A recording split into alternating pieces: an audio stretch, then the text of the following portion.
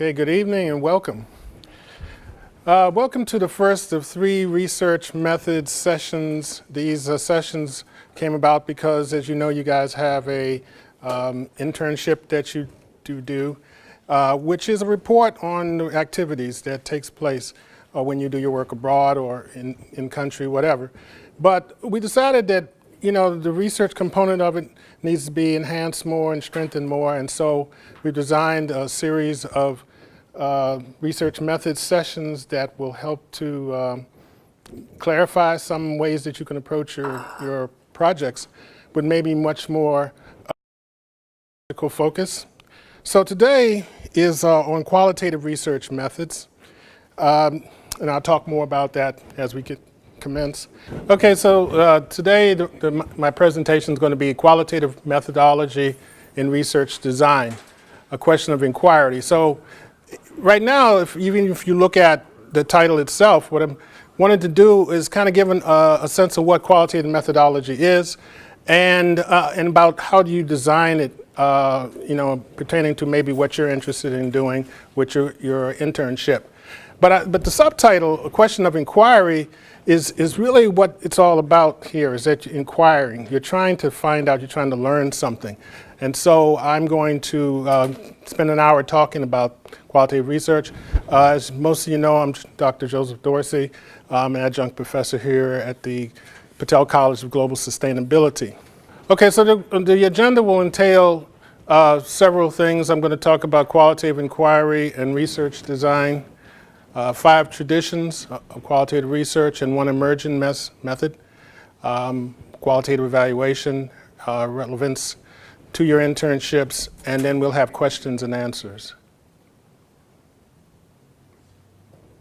But first I want to say, you know, this is what we're going to talk about today, what qualitative research can do.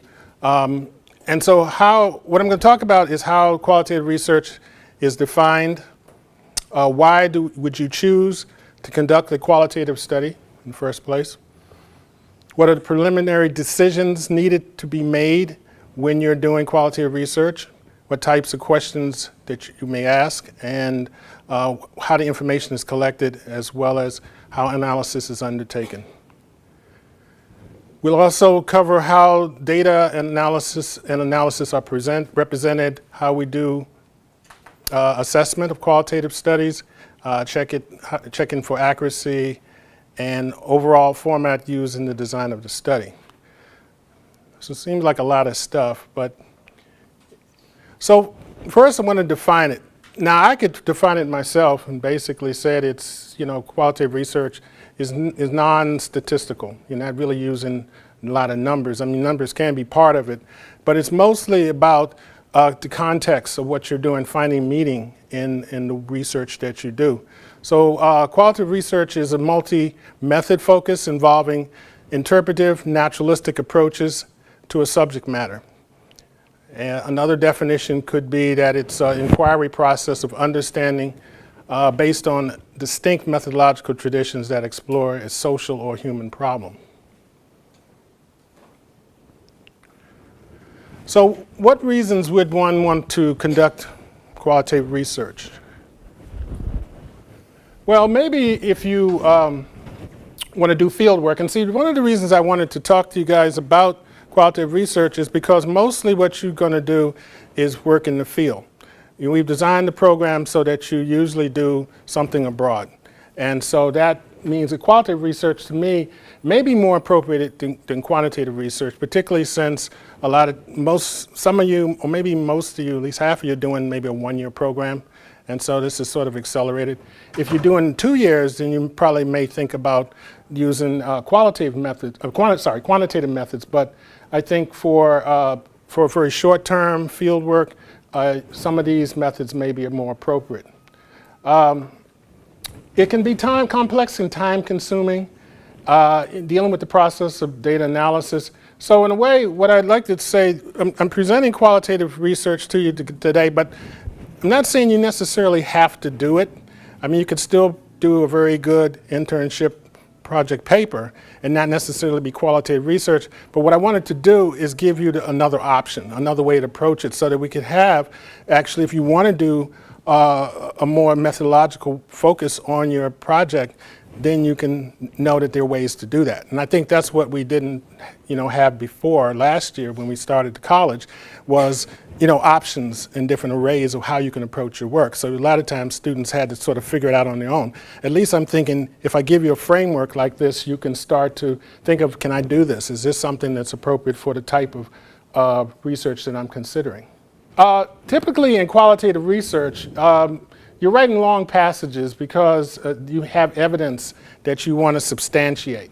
And so I think the more I talk about qualitative research, the more you're going to realize that a lot of it comes out of you.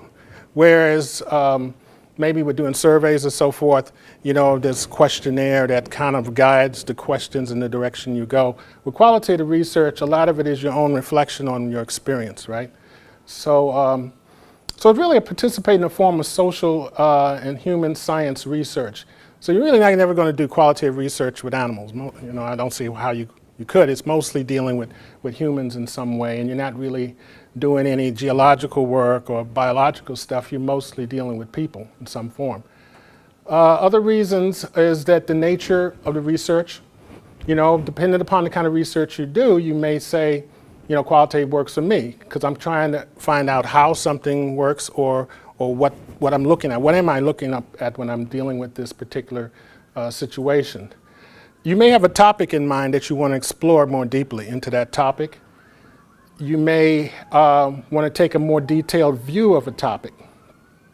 I think as I talk, I may give more examples based upon some of the research I did. In fact, my dissertation work was qualitative research. So I may use a few examples as we move on. But the thing that I think is very key to qualitative research is the idea of the natural setting. That it's not a lab environment. Like I said, it's not necessarily surveying to a certain degree. It's more about what's going on in real time in a real place. And that's sort of what you're trying to capture with qualitative research. Like I said, it's more so of a literary writing style, although we do expect you to write a little more, scientifically in this particular program. But you can also do it in a more literary style. You can, and also it really depends on whether you have time and resources. Real good qualitative research takes a long time because, so you may have to shorten what you do, and do it more efficiently because a lot of you don't have a lot of time. But it also has to do with a receptive audience because people have to be open to this as an approach. If you're going to go talk to people in another part of the world, you got to make sure that you're approaching it properly. So in a way, it really comes down to who you're trying to get information from and how they will respond to you, whether you get what you're looking for. And you also have to look at yourself as an active learner. That it's not so much that you know what you're looking at, you're kind of there to find out what's going on. And so you're always in the learning process. So there's several phases of a study one could do. Of course, planning in your general approach is important. You have to know what you're doing, right? And then you have to be aware of the problematic issues. So of course, anything we do here is about solving problems. That's what the Patel College is about. Even before it was a Patel College, it was called the Patel Center for Global Solutions. So Dr. Patel was looking to create a center or a place where we can solve problems. And so any project you do should be focused on somehow looking at a problem and finding some solutions. It's also phases of your design could be trying to understand your assumptions of knowledge because knowledge is it's always not evident what you need to learn. And so sometimes you have to study more about what you need to learn to acquire that knowledge. So you may have your own assumptions, but that's why you do literature review and things like that. When I was a grad student, one of my professors told me basically, you know nothing. He's like, what do you mean I know nothing? He was basically saying that any ideas you have, anything you write has to be backed up by by citations and references. He's basically saying we all build upon the knowledge of others. And so that idea of assumption of knowledge is that you may assume you know, but you really don't know until you really do the work, the study, to find out. And also, what is the problem? Once again, pose the problem that you'd like to answer. And in qualitative research, the idea is that you shape questions after exploration. Sometimes we come in with these questions, but do you know if the questions are really relevant to what you should be studying? So in a way, qualitative research says you sort of like go in and explore and try to figure out what's the issue, and then you start to ask questions rather than just assuming you have the right questions. Because there's nothing worse in research at all is asking the wrong questions. Because you ask the wrong questions, your data is not valid. Okay? Okay. So in a way, you know, what we're doing is collecting words and images. Not so much numbers. You know, like I said, when I talk about quantitative research, we'll talk more about numbers. But so when you think about qualitative research, what you're thinking more is about words. What are people saying? What are you reading? You know, what are the images, the things that you're experiencing?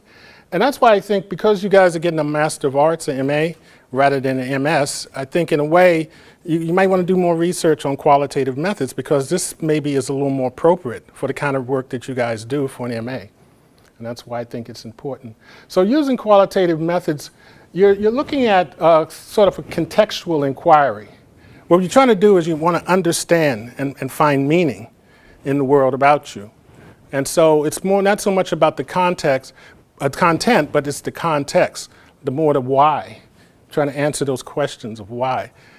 There's also a relative focus as well, time and space specific. With qualitative research, it's really specific to that time and that moment. So you guys have maybe 6 weeks, 8 weeks, I'm not sure what your time in your internship will be, but you have this like 2-month maybe window of time to experience, you know, some type of culture or some type of environment, some business, some organization or whatever in a certain place in the world. And so it's really relative. That's the relative experience that you're getting there. And like once again, they keep bringing up this notion of naturalistic. It's a natural environment. As close to normal as possible. And also face-to-face encounters with people. And so this is, you know, qualitative research is about you being right there. Maybe, you know, you're not really sending out a survey by mail and waiting for it to come back, or maybe on the phone calling somebody, but you're actually there in front of people asking questions. And it's about shaping a narrative. It's about telling a story or giving voice. So what you could be doing is giving voice to people. Like my research was in Flint, Michigan, for my dissertation, where I was looking at a community that had a waste energy facility located in their community. And that waste facility would most likely create air pollution for those people because it was going to be burning wood waste. And so, but you know, it was kind of sanctioned by the government. The local government was okay. They wanted the taxes from the company and so forth. So you get this dynamic of community, local government, and industry. And whose voice gets lost sometime in this process? And maybe the community's voice, because the government, you know, they have a certain amount of power and influence as well as the company. So my work was about creating a narrative that focused on the voice of the community, the activists, the ones who were, you know, trying to protest and mobilize against the siting. And so to me, doing a qualitative study made more sense if I wanted to look at this particular environmental justice case around the idea of giving voice to the people or telling a story. So if you want to give voice or tell a story in your internship, this is why qualitative methods would be a way to go. So there are 5 traditions, 5 traditions of qualitative research, multidisciplinary approaches. One is biography, another is phenomenology, there's grounded theory, ethnography, and a case study. And I'm going to spend some time talking about each one of these. Now, biography is most likely something you guys won't do. But it is a qualitative method. This is something maybe a historian would would use. And I'm think, everyone understands what a biography is. It's usually about an individual. It's about the experiences of that person. And to a certain degree, it's really their life story. It could start, it started at infancy up to the old age or whatever. They may be deceased or whatever. Or it could start at some point when they were, young and adolescent, or it could talk about them as an elderly person, whatever. But it is a way of getting, for example, famous people. It could be a famous person. A lot of biographies are about presidents, obviously, because they, at one point in their life, are the main leader of this country, and so an insight into their lives is sometimes very useful. Or it could be a celebrity, someone who's, so I could think of a famous person, let me say someone maybe's passed on. And there's a biography about him. A celebrity obviously should be someone who's still alive, I guess, So in a way, you can look at people who are dead, or you can look at people alive, but it's mostly about focusing on one individual. Now, phenomenology is something that you may find psychologists using this approach. Phenomenology is finding meaning in lived experiences. Now, I know this sounds a little cryptic, and I'm going to give an example so you'll understand what this means, but we all look for meaning in life, right? And so phenomenology is about trying to find meaning to something that's significant. You usually talk to several individuals. It's not like biography, it's just one person, but you talk to a group of people. And it's usually centered around a concept or a phenomenon. And so, for example, there are two that I think most of you could maybe relate to: alien abduction and near-death experiences. And of course, it sounds a little humorous when you think about, say something like alien abduction, but think about how many people have said that they have been abducted by aliens. I mean, it's not like a large population, but there are enough people who say they have that you could maybe do a study on that. This is a phenomenology. This is something that's not widespread in general, but very specific to just some type of phenomenon that someone's abducted by aliens. Same thing with near-death experience. You've had people who have apparently died, on the operation table and came back, or whatever situation. It's not widespread throughout the population, but there are enough people who said they've had this that you could actually maybe study this. So it's a phenomenon. It's not something that's widespread, but there's enough people who you could maybe look at it and say, well, what's going on here? Is there something really happening? And so that's what phenomenology is about. Then grounded theory could be used by a sociologist. Grounded theory is more about looking at, say, theories of a phenomenon. So it could be individual interactions, taking actions.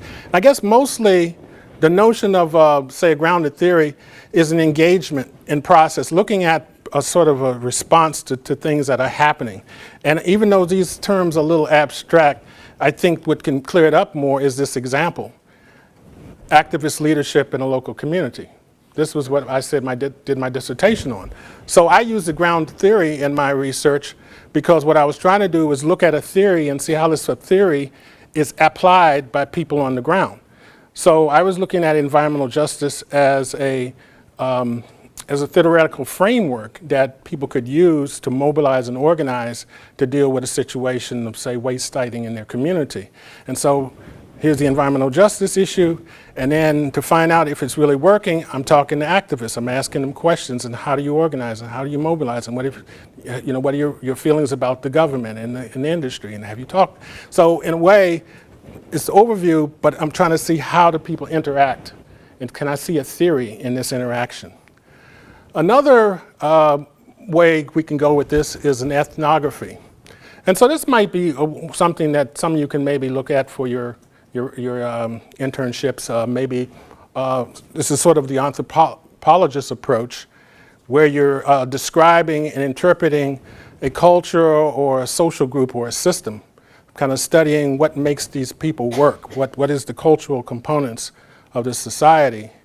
Or it could be an examination of observable and learned patterns of behavior, customs, and norms. So a lot of this is observing. But with ethnography, you're not really intervening. You're mostly watching and seeing how people behave. So with ethnography, the key is to not really intervene much, but sort of stay as an observer. Examples of this would be maybe studying an ethnic neighborhood, or looking at Greek organizations, like the sororities, fraternities, or one would think of, say, an indigenous community. So these are ways that you look at communities or groups that have some commonalities that create a culture that's specific to this particular group. And lastly, once again, is the case study. Could be social, political scientists may look at a case study. And to be honest with you, case study is probably the form of qualitative research that most of you might find more appropriate for this type of internship, because you're looking at exploration of a bounded system over time. Now the word bounded, it kind of means that it's contained, it's a certain contained group or environment. And so when I give an example, I'll make a little more clear what this means. When you would use a sort of in-depth data gathering as well as multiple sources of contextual information. So the examples would be a city.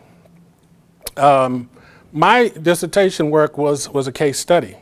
I basically even say that in my subtitle, a case where I was looking at this area, Flint, Michigan, and Genesee County, where this particular thing was taking place. So it's specific to maybe a city, could be a person. You could use a person as a case study.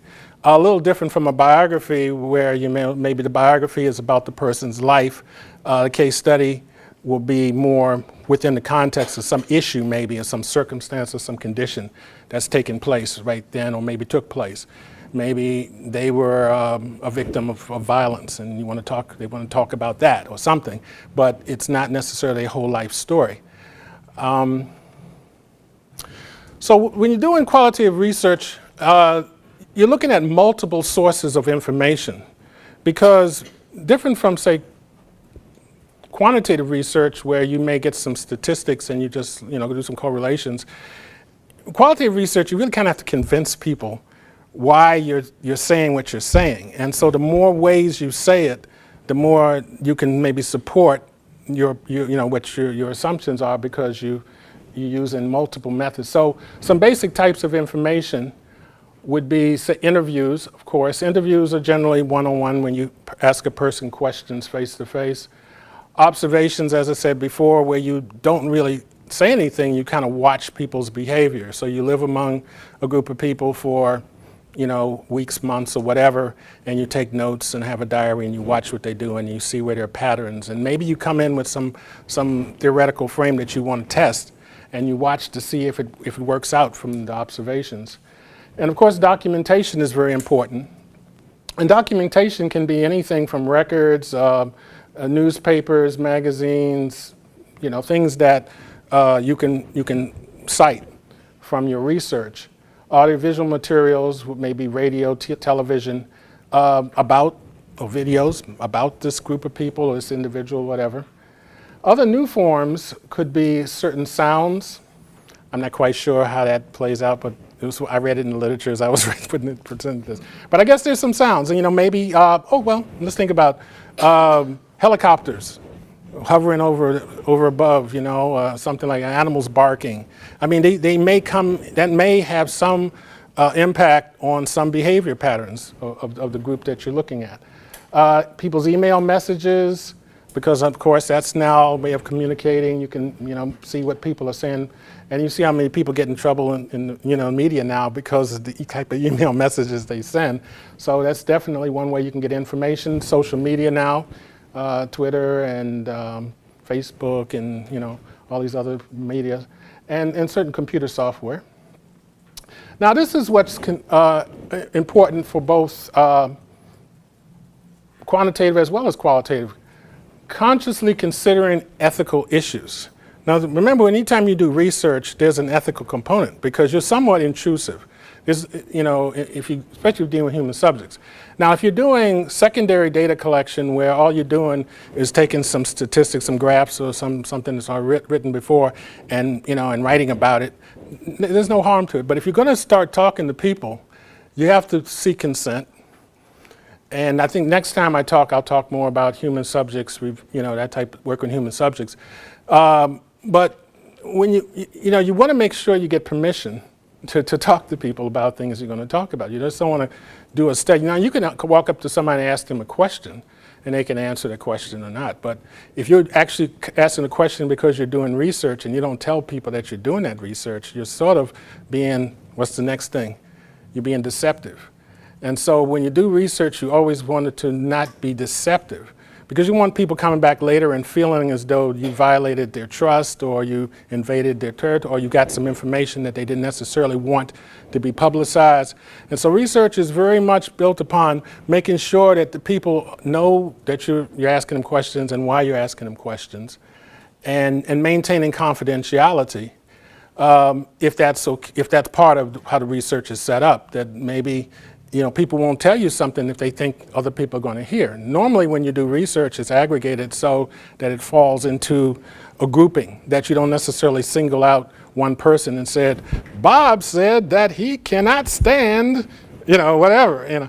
Maybe you could say, 35% of people cannot stand blah, blah, blah. Bob's in there, but Bob's in there with Sue and Jane and Mary and Bob, so they all kind of aggregated into one clump. So confidentiality is important.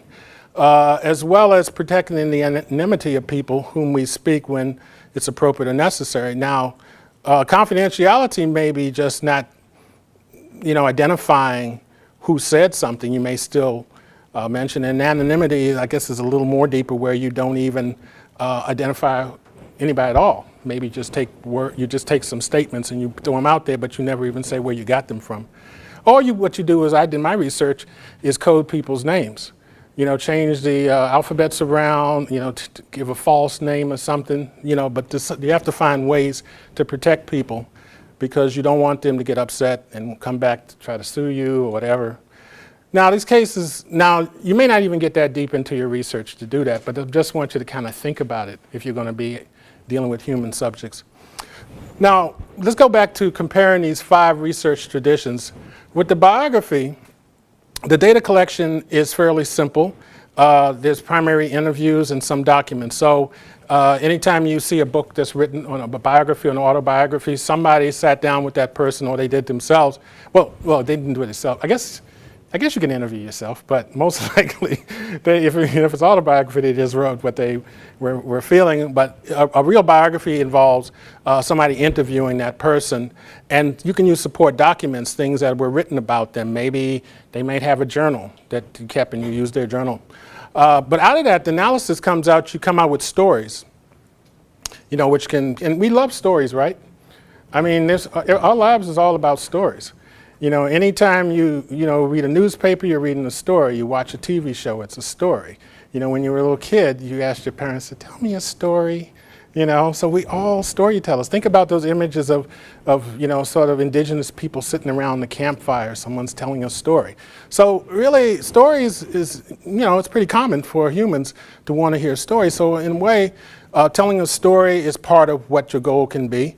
An epiphany, it could be something, some life-changing, some awakening, that someone has come up with that you want to share with others so they can be awakened as well. And it may also have sort of a historical content, the idea of putting something in perspective according to history. So if you look at phenomenology, we're talking about collecting interviews for up to, say, maybe 10 people. So once again, think about those alien abductions, or afterlife experiences, right? You don't need a whole lot of people to do this. You just need enough people so that you can say that there's a pattern here, that they're saying some of the same things, so maybe there's something here. So you get their statements, you find meaning. What does all this mean? And once you start meaning, you can start having meaning themes, which means you start aggregating the meanings, like you start finding multiple meanings in what you're looking at. And eventually you can have a general description of the experience, and you can kind of say, now, because I've looked at all this stuff, I can explain what we're seeing here, okay? If you do grounded theory, your interviews can rise to between 20 to 30 individuals to saturate the categories and to detail a theory. So when I did my research in Flint, I had about roughly 30 activists, leaders that I interviewed.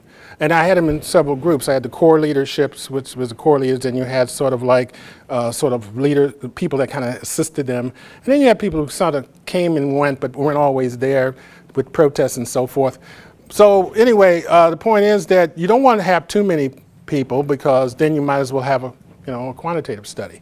But you just want enough that you can kind of say that you're hearing enough of the same things that you can see that maybe this is what the problem is because 15 people are talking about this and maybe the others aren't talking about it. Now, what you need to do when you do this, of course, is have a coding system. There's several of them, open coding, and the actual coding is sort of a values coding. Selective coding is looking for certain patterns and then you can create some kind of matrices where you can see these things. Now, right now we're doing the sessions, and I'm doing, this 1 hour session, and then I'm doing another one in a few weeks. But we're hoping to turn this into a course, maybe for next year. Now, I may not do some of you any good, but this is the beginning of going from just having sessions to maybe having a full course that the students will take. And in that, I could get into much more detail about how all the coding and all that stuff works. But right now, I just want to give you just a sense that if you're going to do any of these, there's certain ways it has to be done properly. So now we got ethnography. Data collection is primary observation and interviews with additional artifacts. And so the ethnography is not just only observation and talking to people, but you want to have things that are part of the culture. Artifacts can be writings, stories that they tell, maybe even visual things that from the field that help describe what's going on, help you with the analysis and of course interpretation as well. And then there's the case study, which is kind of my favorite, is when you're doing data collection, you're using multiple sources, which means lots of documents. Archival records go into the library, anything that's sort of written down somewhere, journals, things like that, interviews, observations, and physical artifacts. So when I did my dissertation research, I pretty much did all of these things. And so there's, in my work, in my chapters, I had certain ways I kind of approach each one. I had sort of a section on what I observed. I had a section on interviews, as well as documentation and lit review. So, when you doing grounded case study work, which kind of like grounded research, you have to put all of these together. You piece it together and tell a story, which describes, creates themes and assertions. Right. So ultimately, what you're trying to do is get a narrative form. So what I'm doing is capsulizing which these 5 traditions are. With biography, you're really given a detailed picture of an individual's life. So people can kind of understand who that person is and why they are so famous. The phenomenology is the description of the essence of an experience. Like I said, if people have a common experience, what is the point? What is the essence of it? What is the common factor that's created this experience for these people? The grounded theory is basically looking at a theory and trying to give it legs, trying to help it to walk and figure out how does the theory apply to what I see going on in the real world. An ethnography is a description of a culture, a cultural behavior of a group of people or an individual.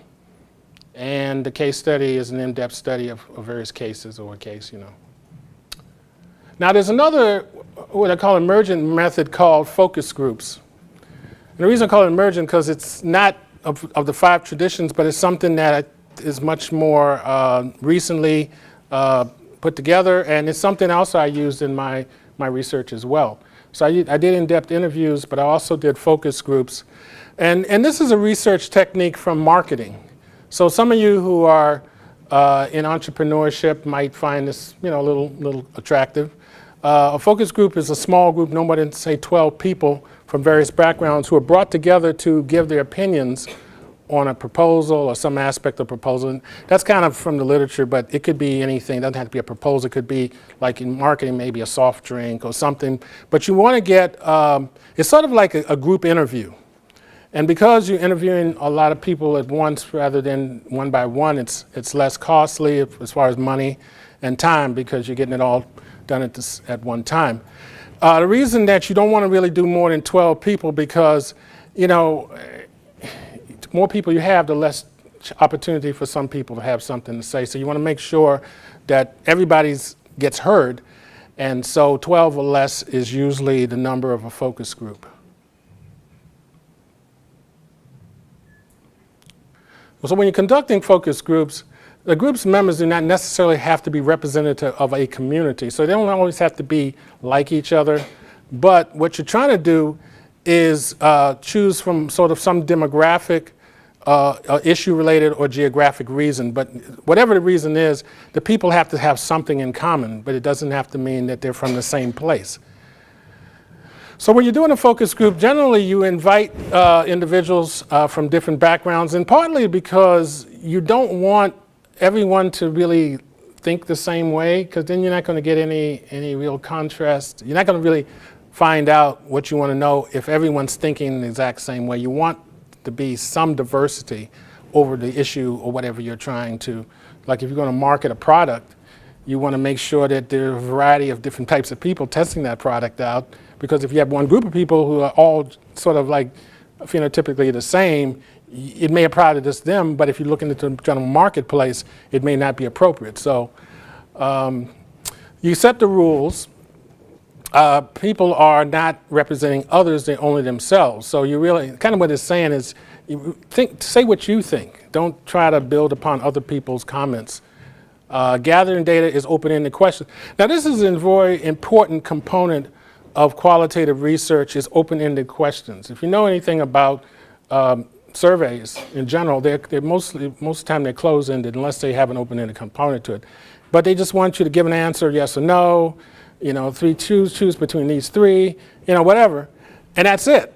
But with qualitative, open-ended questions they're open-ended. That means you ask a person to give you a question and then they give you that answer. And whatever that answer is, you take it. That's the answer you get.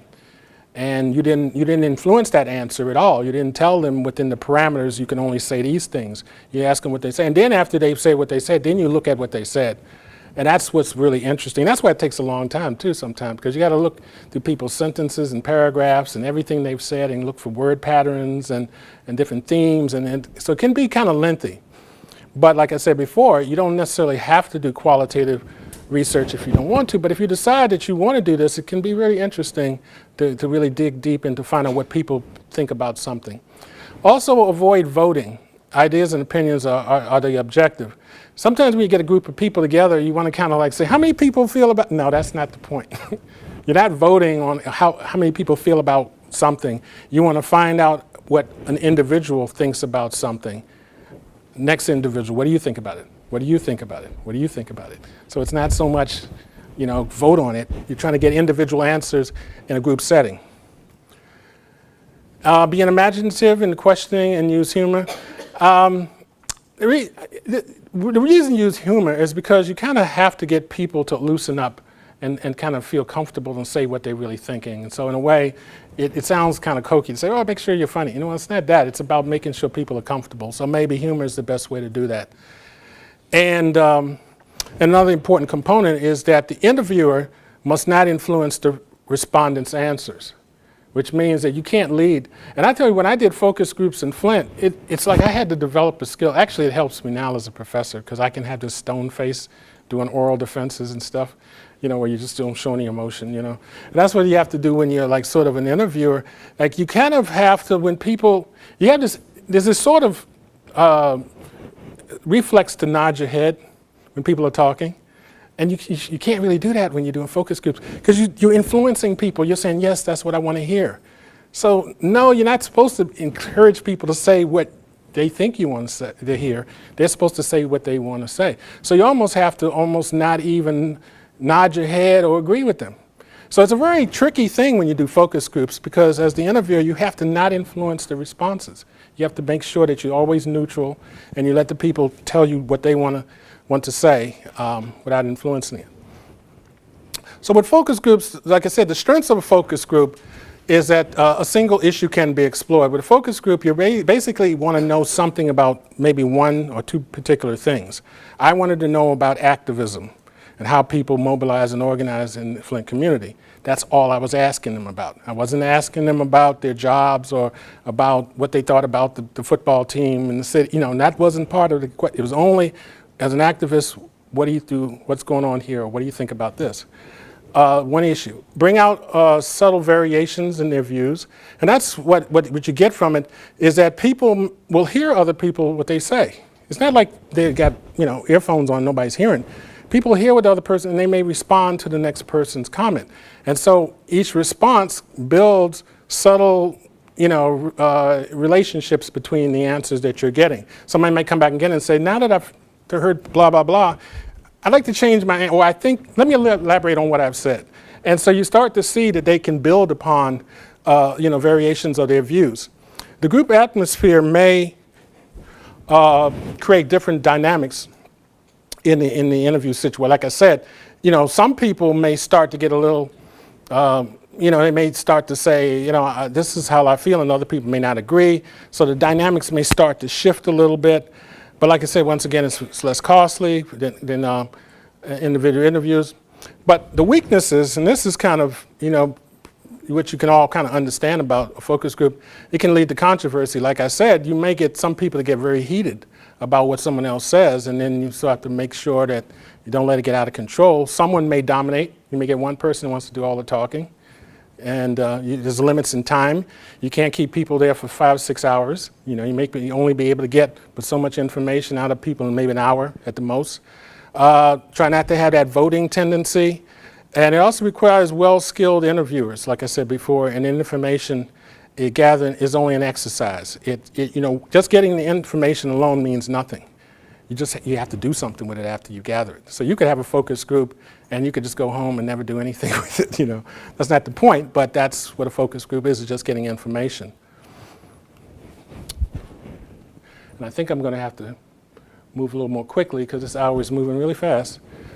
Okay, so with qualitative data, like in focus groups, gathering data is collectively in group sessions, is using open-ended but targeted questions. Like I said, make sure the questions are targeted to what you're trying to learn from the group. The results are direct quotations capturing people's personal perspectives, experiences, and insights. And so the analytical aspects of focus groups is one is about being descriptive. It describes something. You know, there's certain types of characteristics, experiences, relationships, and narratives that take place when people are talking about the same subject matter. And also, the conceptual component is once you get all this conversation from people, you have to you look for key words.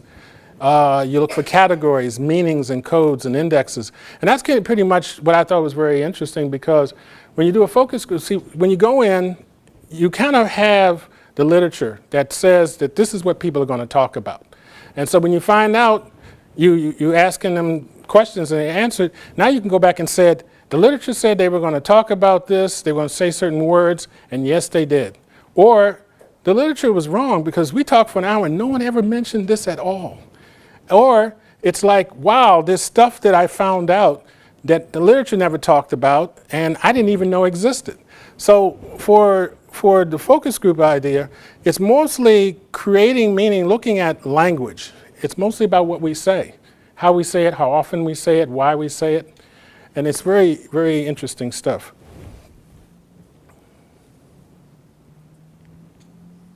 So there's basically about structuring and function of your study using the qualitative method is basically asking data on what, opposed to the quantitative is asking how much or how many. You know, this is asking, it's also the strength of the claims, meaning that can you really depend upon what you've been told? Is it validity, internal validity, as well as integration of the data. What's its meaningfulness? Does it mean anything?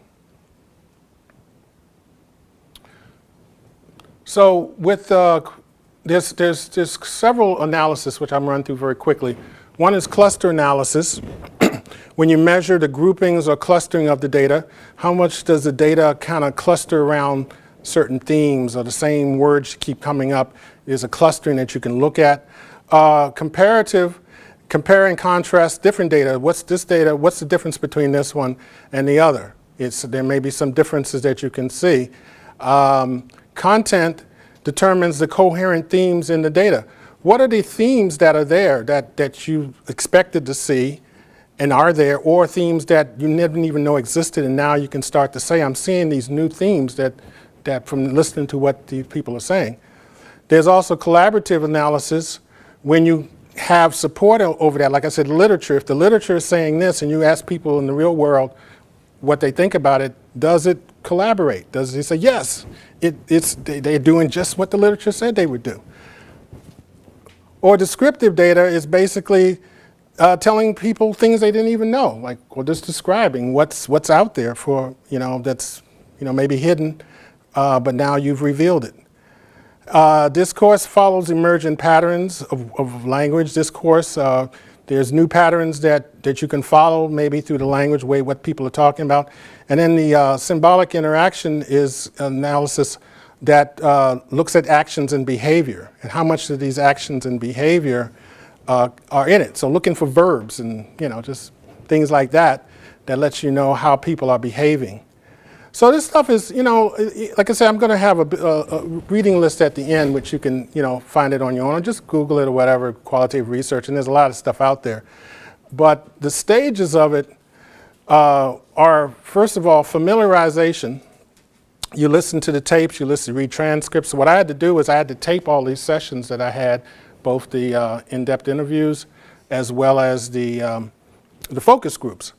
And so I had all these hours and hours of conversations, which I had to turn into transcripts, meaning I had to now see them visually, I had to read them, pretty much.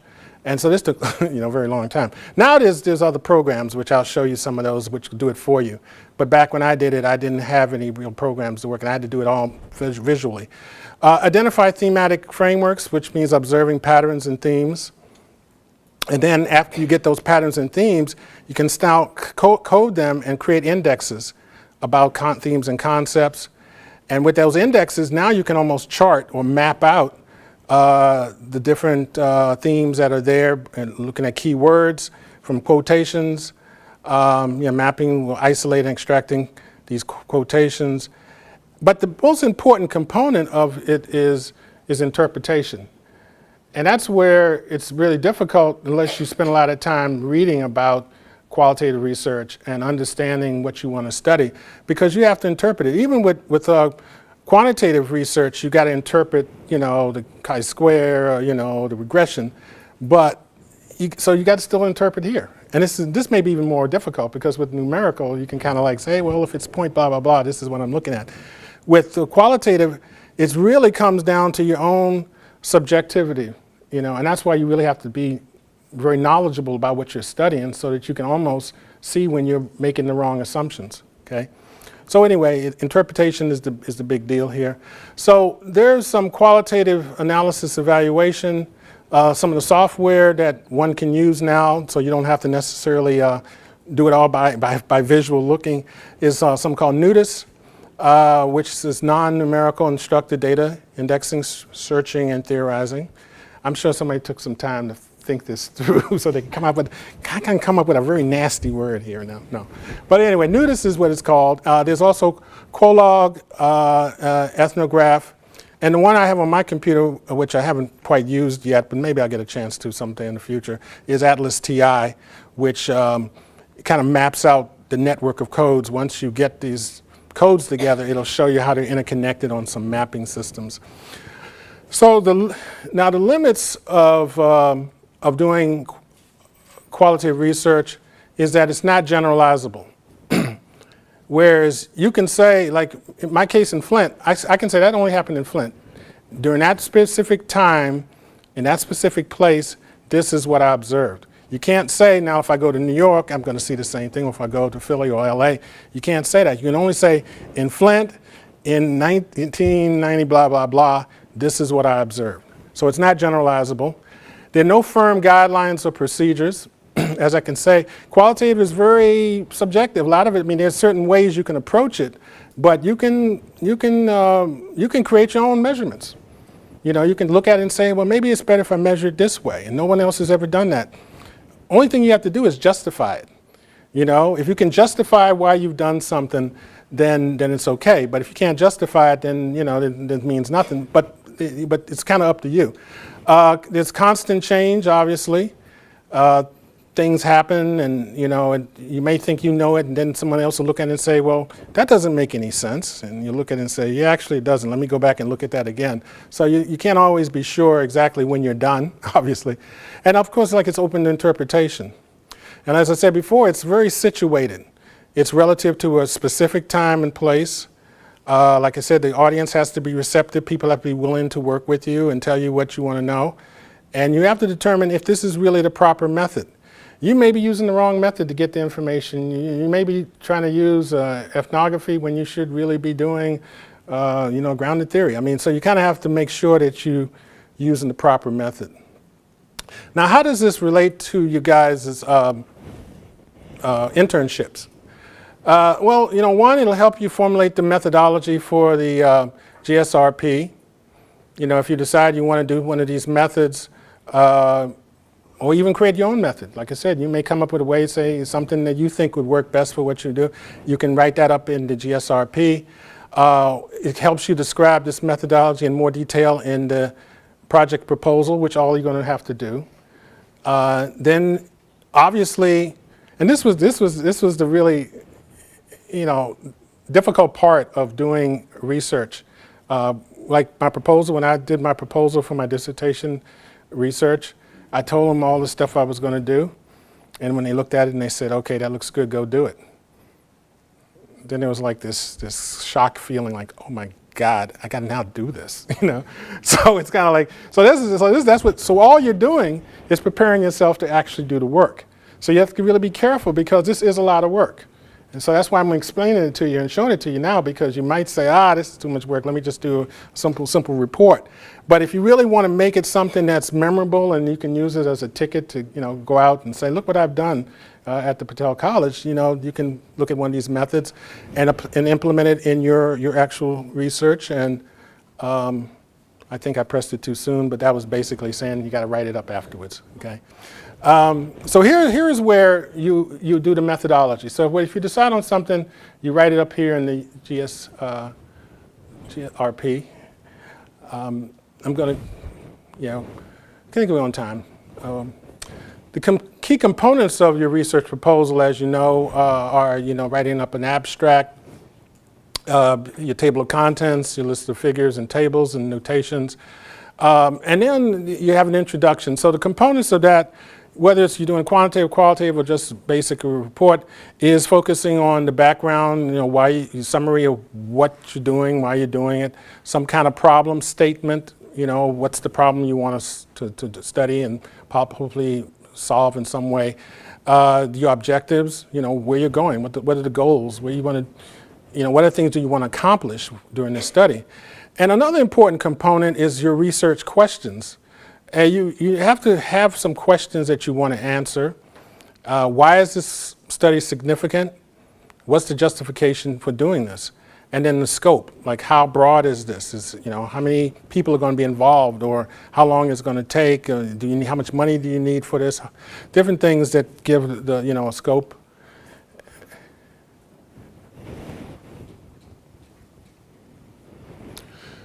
Now, the proposal, other components are literature review, which is really important that you, like I said before, you need to build your ideas upon other people's work, you know, so, you know, read as much of the literature as possible to support your arguments. And then again, in red is the methodology. Whatever methodology you choose, you need to talk about that. The work plan is pretty much how you're going to do it, the schedule, you know, days, time, you know, weeks, or whatever. And eventually, your recommendations and results, what you expect. References should be connected to what's in your lit review. And the internship agreement is only signed after you've completed your guys' proposal. So I want to make sure everybody's clear on that. Now the project paper is pretty much like your proposal. It's the same format initially, although you go into more detail with the methodology and your materials and methods and results and findings. And so that's why it's really important to do your proposal, as much of it as you can, because you're basically doing your paper anyway. You know, and once you have a proposal there and most of it's written, then it's just a matter of adding the additional stuff like your discussions or your results and findings and your recommendations and so forth. And remember that you write it in past tense. I mean, I shouldn't have to tell people that, but we've had students in the past who actually put, in their final paper said, I will, blah, blah, blah. You're saying, okay, that's a really lazy person who didn't bother to say, I have done blah, blah, blah, meaning that they really wrote the proposal and never really rewrote their final paper. So then we realize the person's really not serious, right? So when you finish and do your project paper, you're basically saying, this is what I've done, right? And so once again, tips on internship. I'll tell you to go through this again because this is really important stuff. Start early, okay, which is like now. Write a few drafts before submitting a proposal. Mostly, and all you know this by now, that usually the first thing that you write is not really your best work. You usually have to rewrite it several times. And so the first draft, and we'll probably tell you that too, is not going to be the best. So once you write it a few times, then you start really starting to get a good proposal going. Make sure that you seek assistance from, got that. Seek assistance from people. We're all in this together. That's what we're here. So if you need some help, make sure you find someone that's qualified to help you. Pay attention to timetables and deadlines. This will make Randy very happy. Keep an eye on those deadlines. And not only is it good for us, it's good for you because you guys want to get out here on a reasonable time, right? So you follow those deadlines and you'll be able to move on. Don't wait till the last minute. Shouldn't have to tell people that, but we do that all the time.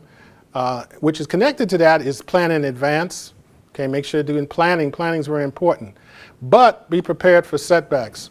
Anytime you're in grad school, life happens. Things happen, and I don't have to get into details, but there's always something that's going to happen. I mean, when I was working on my dissertation, I lost stuff on the computer. I had crashes where data just disappeared, and it's like, stuff like, stuff happens. Family-related stuff, financial things. But the more you get done, the less the setbacks can really hurt you. You see what I'm saying? And when in doubt, ask us. That's what we're here for. If you have questions, just let us know that you don't understand something. And also keep your advisors informed of your progress. It's really important that you let us know on this, especially when you're abroad, that you let us know what's going on. That's why we have the blogs and so forth. Your advisors, they're there to help guide you through this. But be honest, guys, we kind of worry about you sometimes. We don't hear about you. We're starting like, where are they? God, I haven't heard them for like 3-4 weeks. Come on, where are they? Are they okay? So we worry. So let us know what's going on so we don't have to worry about you guys. And focus on what's important. I mean, that's kind of a no-brainer, but it's easy to get distracted. And I know. Hey, I know, grad school, it's a lot of times I just want to just go out. I mean, I used to be like so frustrated. I'd be down in the computer lab tapping away, and I'd look out the window and I'd see kids out there throwing frisbees and running around. And I'm like, man, why am I in here? I want to be out there, But that the goal is to get this thing done. So, stay focused. And the most important thing, obviously, is to stay positive. Because it's sometimes, you get a little negative when things aren't going quite right, but keep that positive attitude and things will work out, right? So these are some of the references. I have 4 of them up here. Now they're a little dated, most of y'all back in the last century, but it's probably, but some of these are classic works, meaning that, once they wrote this, it's hard to improve upon something that's pretty thorough already. Some of them may have been updated, and of course there's probably newer ones out there, but this is from my own personal library. You got Bryman and Burgess, who wrote a book on analyzing qualitative data. Cresswell, he's kind of like the premier person in qualitative research, wrote wrote a book called Qualitative Inquiry and Research Design, Choosing Among the Five Traditions. Kruger wrote a book on focus groups, very good book on practical guide to applied research, and that's what focus groups, that's what qualitative research is, pretty much applied research. You're applying that research, you're working directly with people. And then Patel is another very famous qualitative researcher who has a book on the methods of evaluation.